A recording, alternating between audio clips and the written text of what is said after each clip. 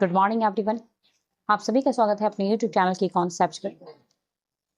हमारा जो टॉपिक चल रहा है वो चल रहा है विशेषण। विशेषण में के पहले प्रकार हम पढ़ चुके हैं। अभी जो हमें पढ़ना है विशेषण के बारे में ही। विशेषण का अगला रूप क्या है? तो विशेषण दिया हुआ है संख्यावाचक विशेषण। आज जो हमें पढ़ना है हमारे टॉपिक्स में क्या पढ़ना है? तो संख्यावाचक विशेषण पढ़ना है। संख्यावाचक विशेषण क्या है? आइए देखते हैं कि संख्यावाचक विशेषण हम किसे कहते हैं। ये जो भी मैं पढ़ा रही हूँ वो हर ऑल कॉम्पिटिटिव एग्जाम के लिए, क्लास 10th, क्लास 12 के बोर्ड एग्जाम के लिए भी बहुत ही महत्वपूर्ण है। दिया कि संख्यावाचक विशेषण क्या होगा? तो जिन विशेषण शब्दों द्वारा, यानी जिन विशेषण शब्दों द्वारा किसी संज्ञा या सर्वनाम की संख्या संबंधी विशेषता बताई जाती है उसे क्या कहेंगे? तो संख्यावाचक विशेषण कहते हैं। उसे क्या कहेंगे? तो संख्यावाचक विशेषण कहते हैं। कह रहे कि जिन विशेषण शब्दों द्वारा किसी संज्ञा या सर्वनाम की संख्या की विशेषता, सर्वनाम की संख्या की विशेषता या संख्या संबंधी विशेषताओं को बताई जाती है, उसे क्या कहेंगे? तो वो कहलाता है संख्यावाचक विशेषण। आगे देखते हैं कि संख्यावाचक विशेषण दो प्रकार के होते हैं। संख्यावाचक विशेषण कितने प्रकार के? तो संख्यावाचक विशेषण दो प्रकार के होंगे। पहला आ जाता है निश्चित संख्यावाची विशेषण। पहला क्या होगा? तो निश्चित संख्यावाची विशेषण। दूसरा क्या है? अनिश्चित संख्यावाची विशेषण। पहला निश्चित संख्यावाची विशेषण और दूसरा क्या हो जाएगा? तो अनिश्चित संख्यावाची विशेषण। देखते हैं कि निश्चित संख्यावाची विशेषण क्या होगा। निश्चित संख्यावाची विशेषण जिन विशेषण शब्दों के द्वारा किसी संज्ञा व सर्वनाम की निश्चित संख्या संबंधी विशेषताएं बताई जाती है। मतलब ये है तो संख्यावाची विशेषण। संख्यावाची विशेषण इसका मतलब ही है कि संख्या के बारे में बताएगा, लेकिन जिन विशेषण शब्द के द्वारा संज्ञा या सर्वनाम की, किसकी? तो संज्ञा या सर्वनाम की निश्चित संख्या संबंधी, यानी निश्चित संख्या संबंधी विशेषता बताई जाती है।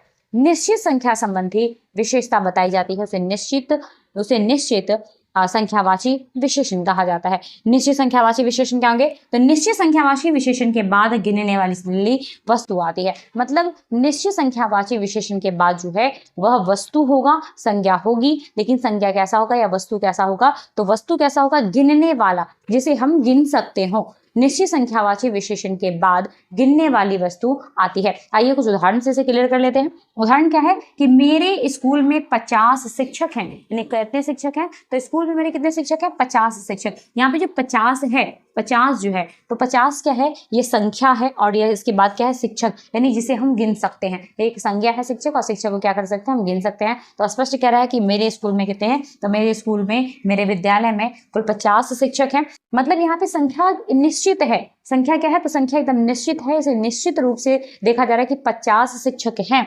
उसके बाद मोहन के 4 भाई हैं। यहाँ पर भी संख्या निश्चित है कि मोहन के पास भाई हैं, लेकिन कितने? तो मोहन के पास 4 भाई हैं। अनिश्चित संख्यावाची विशेषण 5 प्रकार के होते हैं। यानी निश्चित संख्यावाची विशेषण 5 प्रकार के होते हैं। कौन? तो निश्चित संख्यावाची विशेषण 5 प्रकार के होते हैं। तो आइए देखते हैं कौन कौन से ये 5 प्रकार हैं। पहला है गणनावाचक, दूसरा है क्रमवाचक, तीसरा है आवृत्तिवाचक, चौथा है समुदायवाचक, पांचवा है प्रत्येकवाचक। मतलब पहला क्या हो जाएगा? तो गणनावाचक। पहला क्या हो जाएगा? तो पहला हो जाएगा गणनावाचक। दूसरा हो जाएगा क्रमवाचक। दूसरा क्या होगा? तो दूसरा हो जाएगा क्रमवाचक। तीसरा आवृत्तिवाचक। तीसरा क्या होगा? आवृत्तिवाचक। चौथा क्या हो जाएगा? समुदायवाचक। पांचवा क्या हो जाएगा? प्रत्येकवाचक। तो आइए एक एक करके हम पांचों को देख लेते हैं कि इसके अंतर्गत क्या आता है। ये जो 5 प्रकार हम देख रहे हैं निश्चित संख्यावाची विशेषण के, तो ये निश्चित संख्यावाची विशेषण के जो 5 प्रकार हमारे पास है, उस 5 प्रकार के अंदर क्या क्या आता है। तो पहला है गणनावाचक। गणनावाचक में क्या क्या आ जाएगा? तो 1, 2, 3, 4 ये अनंत तक। उसके बाद 1.25, 2.5, 3.5 इस तरीके की जो संख्याएं होंगी वो किस में आ जाएगा? तो गणनावाचक में। किसमें आएगा ये? तो गणनावाचक में। उसके बाद है क्रमवाचक। क्रम समझते हैं, आप लोग सभी समझते होंगे क्रमवाचक क्या होता है। क्रम का मतलब है 1, 2, 3, यानी पहला, दूसरा, तीसरा, चौथा, पांचवा, छठा, सातवां। जिस तरीके से हम कक्षा में पढ़ते हैं क्लास में पढ़ते हैं, पहले पहली क्लास में, फिर दूसरी में, फिर तीसरी में, फिर चौथी में, तो ये पहला, दूसरा, तीसरा, चौथा, पांचवा, ये क्या आ जाएगा, तो ये क्रमवाचक आएगा। क्या है ये, तो क्रमवाचक निश्चित संख्यावाची विशेषण। इसे, इसका पूरा नाम क्या हो जाएगा, तो क्रमवाचक निश्चित संख्यावाची विशेषण। तीसरा है आवृत्तिवाचक। आवृत्तिवाचक में क्या होगा, तो आवृत्तिवाचक का मतलब है 2 गुना, 3 गुना, 4 गुना, 5 गुना, 6 गुना, 7 गुना, मतलब ये क्या हो जाएगा, आवृत्तिवाचक निश्चित संख्यावाची विशेषण। उसके बाद है समुदायवाचक। समुदायवाचक में क्या होगा, तो दोनों, तीनों, चारों, पांचों, मतलब एक समूह होगा, सिंगल नहीं उसमें हो सकते लोग, एक समूह होगा, 2 लोगों का समूह, 3 लोगों का समूह, मतलब दोनों, तीनों, चारों, क्या कहते हैं कि ये दोनों, 2 लड़कों ने, यानी दोनों ने मारपीट की, हो सकता है ऐसा, तो दोनों, तीनों, चारों, पांचों, छहों, यानी ये सभी क्या हो जाएंगे, तो समुदायवाचक निश्चित संख्यावाची विशेषण होंगे। उसके बाद है प्रत्येकवाचक। प्रत्येकवाचक, ये शब्द से ही पता चल जाता है कि प्रत्येकवाचक मतलब हर एक, प्रत्येक, तो इसके अंतर्गत क्या आ जाएगा, तो हर एक, हर छठा, मतलब हर छठा आदमी वकील हो सकता है, मतलब हर छठा, गांव का हर छठा आदमी वकील हो सकता है या होगा। उसके बाद है प्रत्येक, मतलब हर एक, हर दूसरा, एक के बाद एक, जैसा कि मैं कहती हूँ कि आज ये टॉपिक पढ़ ली, इसके बाद कल दूसरा पढ़ेंगे, मतलब एक के बाद एक पढ़ेंगे, तो ये क्या हो जाएगा, तो ये आ जाएगा किसमें, तो प्रत्येकवाचक में। किसमें आ जाएगा, प्रत्येकवाचक में। जिस तरीके से आपको अगर कोई काम ही दे दिया जाए तो क्या कहेंगे कि एक के बाद एक काम करूंगा, सभी काम एक साथ नहीं हो सकता। या आप खुद भी सोचते हैं कि एक के बाद ही एक काम किया जा सकता है, सब काम एक साथ नहीं कर सकते, तो ये एक के बाद एक किस में आ जाएगा, तो प्रत्येकवाचक में। और ये प्रत्येकवाचक किसका भाग है, तो निश्चित संख्यावाची विशेषण का भाग है। उसके बाद है सवा सवा, ढाई ढाई, एक एक, एक एक, जिस तरीके से कहा जा सकता है कि एक एक आइसक्रीम सभी लोग ले लो, या एक एक बिस्किट सभी बच्चों में बांट दो। तो ये क्या है, एक एक, ये किस में आ जाएगा, प्रत्येक में। प्रत्येक यानी एक एक का मतलब, यहाँ पे प्रत्येक वाचक का मतलब है, प्रत्येक वाचक का मतलब है हर एक। अगला है हमारा अनिश्चित संख्यावाची विशेषण। अनिश्चित संख्यावाची विशेषण क्या है, तो जिन विशेषण शब्दों के द्वारा किसी अनिश्चित संख्या का बोध होता है। मतलब विशेषण तो है हमारे पास, विशेषण की बातें हो रही है, लेकिन विशेषण शब्द के द्वारा, जिन विशेषण शब्द के द्वारा किसी अनिश्चित संख्या का बोध हो, विशेषण ही है, जो शब्द हमारे होंगे विशेषण होंगे, लेकिन उस शब्द के साथ, मतलब उस शब्द से किसी अनिश्चित संख्या का बोध होता है, निश्चित संख्या का बोध नहीं होगा। जब अनिश्चित संख्या का बोध होगा तो उसे अनिश्चित संख्यावाची विशेषण कहते हैं। क्या कहेंगे उसे, तो अनिश्चित संख्यावाची विशेषण कहेंगे। अनिश्चित संख्यावाची विशेषण क्या है, तो अनिश्चित संख्यावाची विशेषण के बाद गिनने वाली वस्तु आती है। मतलब प्रत्येक अनिश्चित संख्यावाची विशेषण के साथ क्या आएगी, गिनने वाली वस्तु आएगी। जैसा कि हमने पीछे निश्चित संख्यावाची विशेषण में भी पढ़ा है कि निश्चित संख्यावाची विशेषण में जो है प्रत्येक निश्चित संख्यावाची विशेषण के बाद भी निश्चित संख्यावाची यानी निश्चित संख्या के बाद गिनने वाली वस्तु आती है। और जब ये दोनों मिल जाते हैं, निश्चित संख्या और गिनने वाली वस्तु दोनों मिल जाएगा, तो निश्चित संख्यावाची विशेषण। और अनिश्चित संख्या और गिनने वाली वस्तु ये दोनों मिल जाएंगे तो ये क्या बन जाएगा, तो अनिश्चित संख्यावाची विशेषण। क्या बन जाएगा ये, तो अनिश्चित संख्यावाची विशेषण बनेगा। आइए इसका उदाहरण देखते हैं।